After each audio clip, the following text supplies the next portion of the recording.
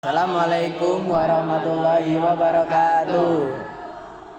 Di sini Bapak Onang akan menjelaskan apa itu PLTN atau pembangkit listrik tenaga nuklir. Latar belakang PLTN. Pembangkit listrik tenaga nuklir atau PLTN adalah fasilitas yang menghasilkan listrik dengan memanfaatkan energi yang dihasilkan dari reaksi nuklir, terutama melalui proses fisi nuklir. Fisi nuklir adalah proses pembelahan inti atom uranium atau plutonium yang menghasilkan panas yang kemudian digunakan untuk menghasilkan uap guna menggerakkan turbin dan generator listrik. Sejarah perkembangan PLTN. Era pionir pada tahun 1940 sampai 1950. Penemuan fisi nuklir oleh Otto Hahn dan Louis Mette pada tahun 1938. Proyek Manhattan dan perkembangan teknologi nuklir awal. Pembangunan reaktor nuklir eksperimental pertama di Chicago pada tahun 1942. EPR-1 di Idaho sebagai PLTN eksperimental pertama pada tahun 1951.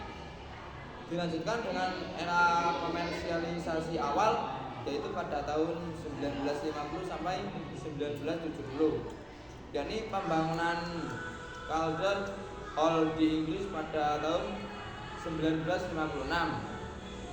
Pengembangan berbagai desa reaktor, ekspansi PLTN di Amerika Serikat dan Eropa, standarisasi teknologi dan regulasi keamanan.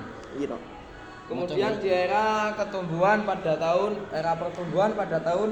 1970 sampai 1986. Persisnya 1973 mendorong adopsi PLTN. Pembangunan massal di Perancis, Jepang, dan negara industri lainnya. Pengembangan teknologi reaktor generasi 2. Kemudian dilanjutkan dengan era evaluasi dan perbaikan pada tahun 1986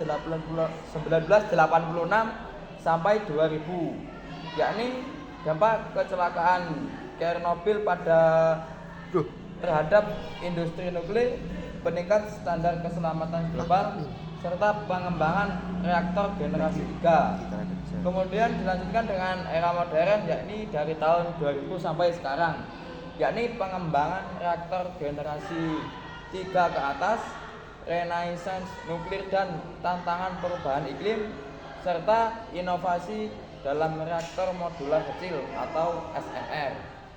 Cara kerja PLTN. Tahap 1, reaksi fisi nuklir.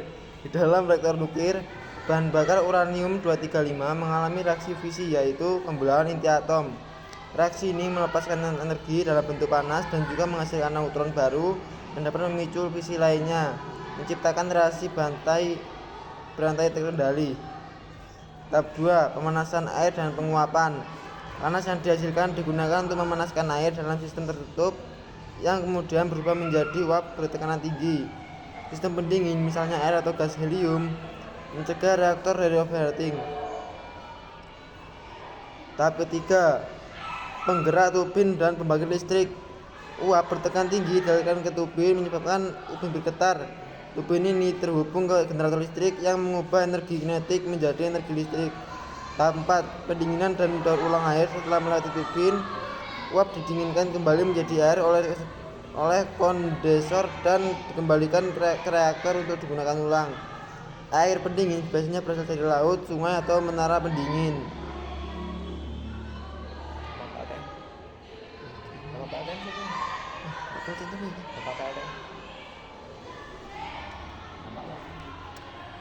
Dampak PLTN. Dari segi keuntungan, ramah lingkungan dalam hal emisi, alias tidak menghasilkan karbon dioksida atau polusi udara seperti pembangkit berbahan bakar fosil, sumber energi stabil. Berbeda dengan tenaga surya atau angin yang bergantung pada cuaca, PLTN bisa beroperasi terus-menerus. Efisiensi tinggi. 1 kg uranium menghasilkan energi setara dengan 3 juta kg batu bara. Dapat beroperasi dalam jangka panjang. PLTN dapat beroperasi selama 40-60 tahun dengan pemeliharaan yang baik. Dari segi kekurangan, biaya awal yang tinggi. Pembangunan dan pemeliharaan membutuhkan investasi yang besar. 2. Resiko radiasi dan kecelakaan. Jika terjadi kebocoran radiasi, dampaknya bisa sangat berbahaya seperti yang terjadi di Chernobyl tahun 1986 dan Fukushima tahun 2011. Bisa menyebabkan kontaminasi radioaktif berbahaya. 3. Limbah radioaktif. Limbah nuklir membutuhkan penyimpanan jangka panjang dan pengelolaan khusus. Potensi PLTN di dunia. Negara dengan PLTN terbanyak yaitu Amerika Serikat, Prancis, Cina, Rusia, dan Jepang. 2. Prancis mendapat sekitar 70% listriknya dari PLTN, menjadikannya salah satu negara paling bergantung pada nuklir. Cina dan Rusia terus membangun PLTN baru untuk memenuhi kebutuhan energi. Bagaimana dengan negara Indonesia? Hingga saat ini, Indonesia belum memiliki PLTN meskipun sudah lama direncanakan. Namun, Indonesia memiliki cadangan uranium dan thorium yang cukup besar, terutama di Kalimantan dan Bangka Belitung. Keamanan PLTN. Untuk mengurangi risiko, PLTN modern dilengkapi dengan sistem pengaman berlapis seperti kubah pelindung, reaktor, dan sistem pemadaman otomatis. Pengujian dan pemeliharaan rutin untuk mencegah kerusakan komponen, protokol darurat, termasuk evaluasi dan sistem pendingin cadangan jika terjadi masalah. Kesimpulan, PLTN adalah sumber energi yang efisien, ramah lingkungan dalam hal emisi karbon, dan memiliki potensi besar untuk masa depan.